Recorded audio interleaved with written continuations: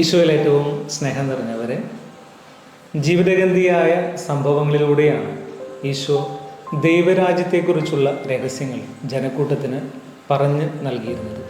ഏതൊരു സാധാരണ മനുഷ്യനും മനസ്സിലാകാവുന്ന തരത്തിൽ വളരെ ലളിതമായ ഭാഷയിലൂടെയാണ് ഈശോ സംസാരിച്ചിരുന്നത്. ആണ്ടുവട്ടം 18ാമത്തെ ഞായറാഴ്ചയിൽ നമ്മൾ എത്തി നിൽക്കുമ്പോൾ വിശുദ്ധ ലൂക്കായുടെ സുവിശേഷം 12-ാം അധ്യായം 13 മുതൽ 21 വരെയുള്ള തിരുവചനങ്ങളിലൂടെ ഈശോ നമ്മളോട് സംസാരിക്കുകയാണ്. POC ബൈബിൾ ഈ വചനഭാഗത്തിന് നൽകിയിരിക്കുന്ന തലക്കെട്ട് ശ്രദ്ധേയമാണ്: ഭോഷനായ ധനികൻ. പരസ്പരം ചവിട്ടേൽക്കത്തക്ക വിധം ആയിരക്കണക്കിന് ആളുകൾ തിങ്ങിക്കൂടി നിൽക്കുന്ന ഒരു സാഹചര്യത്തിലാണ് ഈശോ ദൈവരാജ്യത്തെക്കുറിച്ചുള്ള പഠനങ്ങൾ ജനക്കൂട്ടത്തിന് നൽകിയിരുന്നത്. വിവിധ പ്രബോധനങ്ങളിലൂടെ ഈശോ ജനക്കൂട്ടത്തെ പഠിപ്പിക്കുകയാണ്. ലൂക്കായുടെ സുവിശേഷം 12-ാം അധ്യായം 1 മുതൽ 59 വരെയുള്ള വാക്യങ്ങളിൽ വിവിധങ്ങളായ പഠനങ്ങളാണ് ഈശോ ജനക്കൂട്ടത്തിന് നൽകുന്നത്. അതിനിടയിലാണ് ഒരു മനുഷ്യൻ തൻ്റെ സഹോദരനുമായി പിതൃസ്വത്ത് പങ്കുവയ്ക്കണമെന്ന ആവശ്യവുമായിട്ട് ഈശോയുടെ അരികിലേക്ക് കടന്നു വരുന്നത്. ഈശോ ജനക്കൂട്ടത്തോട് മുഴുവനായിട്ട് പറയുന്നുണ്ട്: ജാഗരൂകരായിരിക്കും, എല്ലാ അത്യാഗ്രഹങ്ങളിൽ നിന്നും അകന്നിരിക്കുകയും. ഈശോ പറയുന്ന ഉപമയാണ് ഭോഷനായ ധനികൻ്റേത്. എന്താണ് ഈ ഉപമ പറഞ്ഞു വയ്ക്കുന്നത്? ഒരു മനുഷ്യൻ ധനികനായിരുന്നു, അയാൾക്ക് കൃഷിസ്ഥലമുണ്ടായിരുന്നു. ആ വർഷം അയാൾക്ക് വളരെയധികം വിളവ് ലഭിച്ചു. ഉടനെ അയാൾ ഒരു കണക്കുകൂട്ടൽ നടത്തുകയാണ്: ഞാൻ എൻ്റെ അറപ്പുരകൾ പൊളിച്ചു പണിയും, എൻ്റെ ധാന്യം ഞാൻ ശേഖരിക്കും, എൻ്റെ ആത്മാവിനോട് ഞാൻ പറയും, വിശ്രമിക്കുക, തിന്നുകുടിച്ച് ആനന്ദിക്കുക. ഈശോ ആ മനുഷ്യനെ വിശേഷിപ്പിക്കുന്നത് ഭോഷൻ എന്നാണ്. മത്തായിയുടെ സുവിശേഷം 26-ാം അധ്യായം 49-ാമത്തെ തിരുവചനത്തിൽ യേശുവിനെ ഒറ്റിക്കൊടുക്കുവാൻ വേണ്ടി കടന്നു വന്ന യൂദാസിനെ പോലും ഈശോ വിളിക്കുന്നത് സ്നേഹിത എന്നാണ്. ഈ ഒരു സാഹചര്യത്തിൽ ഈ ഒരു മനുഷ്യനെ ഭോഷ എന്ന് കർത്താവ് വിളിക്കുന്നുണ്ടെങ്കിൽ എന്തുകൊണ്ടായിരിക്കും കർത്താവ് അയാളെ ഭോഷൻ എന്ന് വിശേഷിപ്പിക്കുന്നത്? 2 കാരണങ്ങൾ കൊണ്ടാണ് അയാൾ ഭോഷനായി മാറുന്നത്. കൃതജ്ഞത നഷ്ടപ്പെട്ട ഹൃദയത്തിൽ സ്വാർത്ഥത രൂപപ്പെട്ടു എന്നുള്ളതാണ് ഒന്നാമത്തെ കാരണം.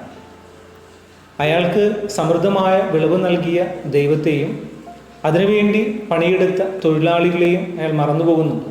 പിന്നീട് അയാൾ ചിന്തിക്കുന്നത് അയാളെക്കുറിച്ച് മാത്രമാണ്.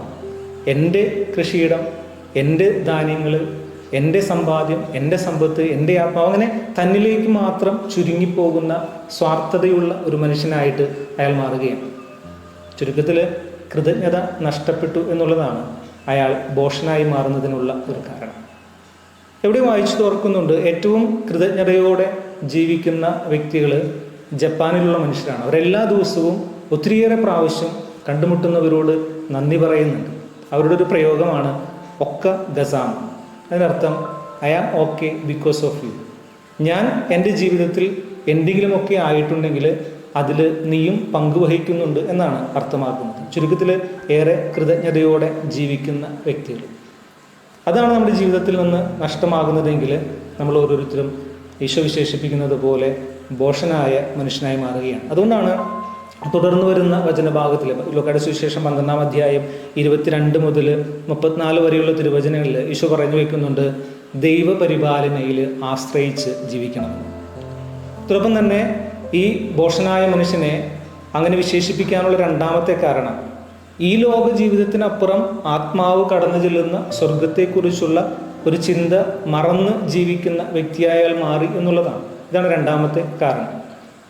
യേശു ചോദിക്കുന്നുണ്ട്: ഈ രാത്രി നിന്റെ ആത്മാവിനെ എന്നിൽ നിന്ന് ഞാൻ എടുക്കുമ്പോൾ, ശരീരത്തിൽ നിന്ന് ഞാൻ എടുക്കുമ്പോൾ നീ എന്ത് ചെയ്യും?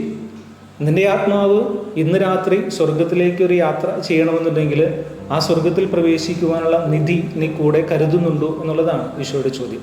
ഇന്ന് 2ാമത്തെ വായനയിൽ വിശുദ്ധ പൗലോസ് അപ്പോസ്തലൻ കൊളോസ്യർക്ക് എഴുതിയ ലേഖനം 3-ാം അധ്യായം 1-ാമത്തെ തിരുവചനത്തിൽ അപ്പോസ്തലൻ നമ്മൾ ഓർമ്മപ്പെടുത്തുന്നുണ്ട്: ദൈവത്തിൻ്റെ വലത്ത് ഭാഗത്ത് ഉപവിഷ്ടനായിരിക്കുന്ന ക്രിസ്തു വസിക്കുന്ന ഉന്നതത്തിലുള്ളവയെ അന്വേഷിക്കുകയും, ഭൂമിയിലുള്ള വസ്തുക്കളിലല്ല ഉന്നതത്തിലുള്ളവയെ ശ്രദ്ധിക്കുക.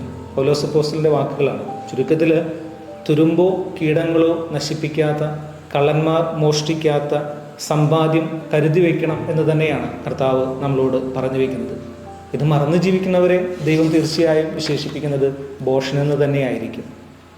പ്രിയമുള്ളവരെ, യേശുനാഥൻ ഒരിക്കലും സമ്പത്ത് തിന്മയാണെന്ന് പറഞ്ഞിട്ടില്ല, അതിനുവേണ്ടി അധ്വാനിക്കരുതെന്ന് പറഞ്ഞിട്ടില്ല. മറിച്ച് നമ്മുടെ സമ്പാദ്യം അത് അപരനുമായി പങ്കുവയ്ക്കാതെ വരുമ്പോൾ, സ്വാർത്ഥപരമായി തന്നിലേക്ക് തന്നെ ഒരുവൻ ചുരുങ്ങുമ്പോഴാണ് ആ സമ്പത്ത് അവന് തിന്മയായിട്ട് ഭവിക്കുന്നത്.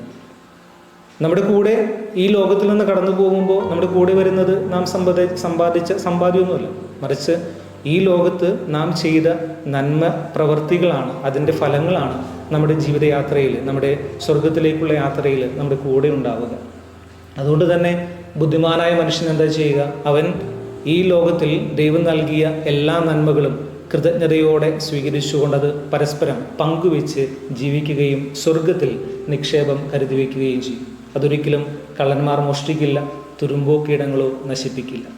അതുകൊണ്ട് തന്നെ നമുക്ക് ഈ ബുദ്ധിയുള്ള മനുഷ്യനെ പോലെ സ്വർഗത്തിൽ നിക്ഷേപം കരുതി വയ്ക്കുന്ന തരത്തിൽ ജീവിക്കാം. ദൈവം നൽകിയ ദാനങ്ങളെ ഓർത്ത് കൃതജ്ഞതയുള്ളവരാകാം. ദൈവം നമ്മെ സമൃദ്ധമായി അനുഗ്രഹിക്കട്ടെ.